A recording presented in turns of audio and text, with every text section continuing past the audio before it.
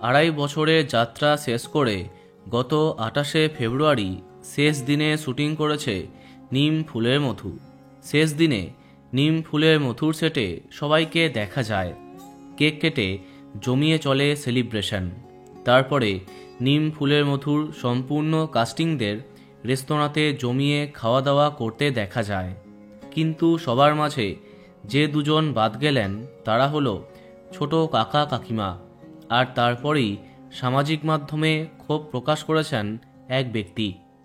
প্রসূনকে নিয়ে দীর্ঘ পোস্টে তিনি জানান, যারা 500 এপিসোড অবধি একসঙ্গে ছিল তারা এইটুকু সম্মানও কি ডিজার্ভ করে না?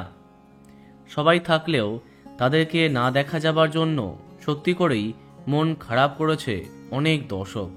অন্যদিকে অভিনেতা প্রসূন গায়নের কানে এ কথা পৌঁছাতেই ক্ষোভ প্রকাশ করে অনেক কথা বললেন তিনি।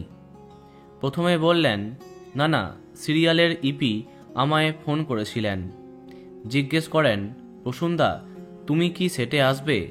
আমি জানাই, কেন, আমি তো এখন নিম ফুলে নেই, আর তাছাড়া সিনেমার শ্যুটে তখন ব্যস্ত, তাই আমি যাইনি।